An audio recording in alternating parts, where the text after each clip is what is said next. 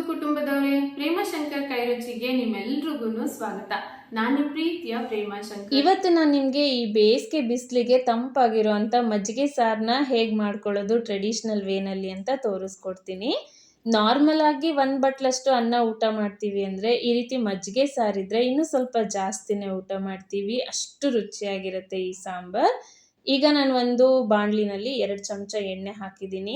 ಎಣ್ಣೆ ಸ್ವಲ್ಪ ಬಿಸಿ ಆದಮೇಲೆ 1 ಚಮಚ ಧನಿಯಾ ಕಾಳು ಅಂದರೆ ಕೊತ್ತಂಬರಿ ಕಾಳನ್ನ ಹಾಕಿದ್ದೀನಿ. ಅರ್ಧ ಚಮಚ ಕಾಳು ಮೆಣಸು, 1/4 ಚಮಚದಷ್ಟು ಮೆಂತೆ ಕಾಳು, ಹಾಗೆ 1 ಚಮಚ ಜೀರಿಗೆನ ಹಾಕಿದ್ದೀನಿ. ಇನ್ನು 1 ಇಂಚಿನಷ್ಟು ಶುಂಠಿ, 3ರಿಂದ 4 ಹಸಿಮೆಣಸಿನ್ಕಾಯಿ.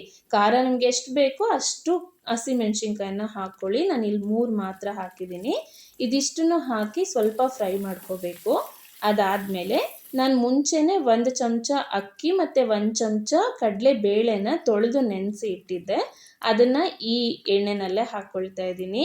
ಈ ರೀತಿ ಅಕ್ಕಿ ಮತ್ತು ಕಡಲೆಬೇಳೆ ಹಾಕೋದ್ರಿಂದ ಮಜ್ಜಿಗೆ ಸಾರು ಸ್ವಲ್ಪ ಗಟ್ಟಿಯಾಗಿರುತ್ತೆ, ಹಾಗೆಯೇ ರುಚಿನೂ ತುಂಬ ಚೆನ್ನಾಗಿ ಬರುತ್ತೆ. ಯಾವುದೇ ಕಾರಣಕ್ಕೂ ಇದೆರಡು ಹಾಕೋದನ್ನು ಮಿಸ್ ಮಾಡಬೇಡಿ.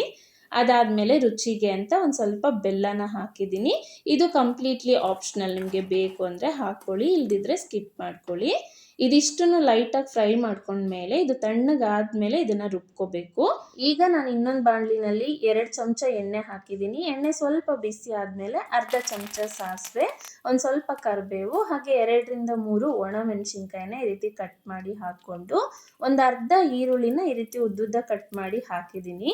ಈರುಳ್ಳಿ ಹಾಕೋದ್ರಿಂದ ಮಜ್ಜಿಗೆ ಸಾರು ಟೇಸ್ಟ್ ಒಂದು ಸ್ವಲ್ಪ ಡಿಫ್ರೆಂಟ್ ಆಗಿರುತ್ತೆ, ತುಂಬ ಚೆನ್ನಾಗಿ ಅನಿಸುತ್ತೆ. ಈರುಳ್ಳಿ ಹಾಕಿದ್ಮೇಲೆ ಇದು ಈ ರೀತಿ ಲೈಟಾಗಿ ಕಲರ್ ಚೇಂಜ್ ಆಗೋವರೆಗೂ ಫ್ರೈ ಮಾಡ್ಕೋಬೇಕು.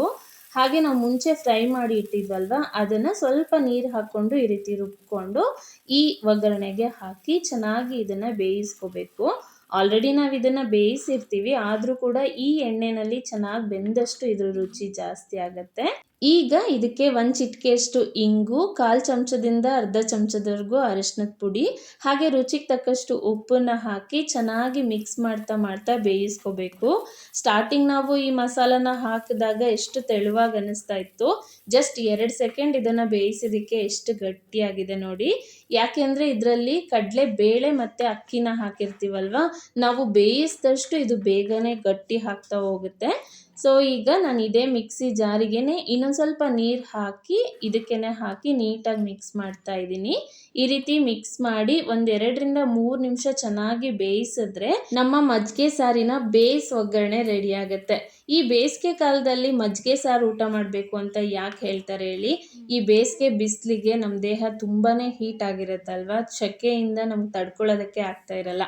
ಅಂಥ ಟೈಮಲ್ಲಿ ಮಜ್ಜಿಗೆ ಸಾರನ್ನ ಊಟ ಮಾಡೋದ್ರಿಂದ ನಮ್ಮ ದೇಹಕ್ಕೆ ತಂಪಾಗುತ್ತೆ ಅಂತ.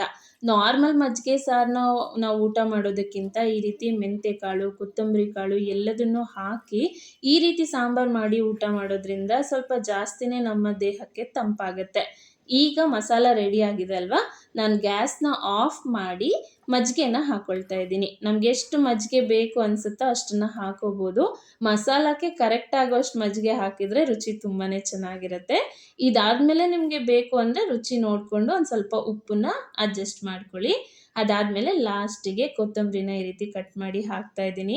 ಇಲ್ಲಿ ಈ ಸಾರು ಮಾಡುವಾಗ ಮೇನ್ ಟಿಪ್ ಏನು ಅಂದರೆ, ಮಜ್ಜಿಗೆ ಹಾಕಿದ್ಮೇಲೆ ಯಾವುದೇ ಕಾರಣಕ್ಕೂ ಇದನ್ನು ಕುದಿಸ್ಬಾರ್ದು. ಕುದಿಸಿದ್ರೆ ಮಜ್ಜಿಗೆ ಎಲ್ಲ ಒಡೆದೋಗ್ಬಿಡುತ್ತೆ.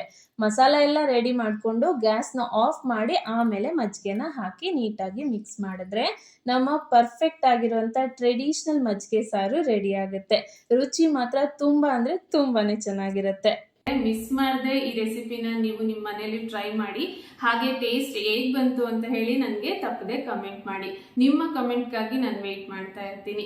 ಹಾಗೇನೆ ಫಸ್ಟ್ ಟೈಮ್ ನೀವು ಈ ಚಾನಲ್ ವಿಡಿಯೋ ನೋಡ್ತಾ ಇದ್ರೆ ಈ ರೀತಿ ಡಿಫ್ರೆಂಟ್ ಆಗಿರುವಂತ ರೆಸಿಪೀಸ್ಗಳ ಜೊತೆಗೆ ಹೋಟೆಲ್ ಡಾಬಾ ಸ್ಟೈಲಲ್ಲಿ ಮಾಡುವಂಥ ಅಡುಗೆಗಳನ್ನು ಕೂಡ ನಾನು ನಿಮ್ಮ ಜೊತೆ ಶೇರ್ ಮಾಡ್ತೀನಿ. ಹಾಗೆಯೇ ನಮ್ಮ ಮನೆಗಳಲ್ಲಿ ನಾರ್ಮಲ್ ಆಗಿ ಮಾಡ್ಕೊಳ್ಳೋಂಥ ಅಡುಗೆಯ ರುಚಿನ ಇನ್ನಷ್ಟು ಜಾಸ್ತಿ ಮಾಡ್ಕೊಳ್ಳೋಂಥ ಟಿಪ್ಸ್ ಆ್ಯಂಡ್ ಟ್ರಿಕ್ಸ್ನು ಕೂಡ ಹೇಳ್ಕೊಡ್ತೀನಿ. ಹಾಗಾಗಿ ಅದೆಲ್ಲ ವಿಡಿಯೋಸ್ಗಳು ನಿಮಗೆ ಖಂಡಿತ ಯೂಸ್ ಆಗುತ್ತೆ, ಹಾಗೆ ಇಷ್ಟ ಕೂಡ ಆಗುತ್ತೆ. ಸೊ ಮಿಸ್ ಮಾಡದೆ ಈ ಚಾನಲನ್ನು ಸಬ್ಸ್ಕ್ರೈಬ್ ಮಾಡ್ಕೊಳ್ಳಿ, ಹಾಗೆ ಅದ್ರ ಪಕ್ಕದಲ್ಲಿರುವಂಥ ಬೆಲ್ ಐಕಾನ್ ಕೂಡ ಕ್ಲಿಕ್ ಮಾಡಿ. ಇನ್ನು ಇವತ್ತಿನ ಈ ರೆಸಿಪಿ ನಿಮಗೆ ಇಷ್ಟ ಆಗಿದ್ರೆ ವಿಡಿಯೋನ ಲೈಕ್ ಮಾಡಿ, ಹಾಗೆ ನಿಮ್ಮ ಫ್ರೆಂಡ್ಸ್ ಮತ್ತೆ ಫ್ಯಾಮಿಲಿ ಮೆಂಬರ್ಸ್ ಜೊತೆಗೂ ಕೂಡ ಶೇರ್ ಮಾಡಿ. ಮತ್ತೊಂದು ಹೊಸ ರುಚಿ ಜೊತೆ ಸಿಗ್ತೀನಿ. ಅಲ್ಲಿವರೆಗೂ ಥ್ಯಾಂಕ್ಸ್ ಫಾರ್ ವಾಚಿಂಗ್. ಪ್ರೀತಿಯಿಂದ ಖುಷಿಯಾಗಿ ಅಡುಗೆ ಮಾಡ್ತಾ ಇರಿ. ಖಂಡಿತವಾಗ್ಲೂ ಎಲ್ರಿಗೂ ಇಷ್ಟ ಆಗುತ್ತೆ. ಬಾಯ್ ಬಾಯ್.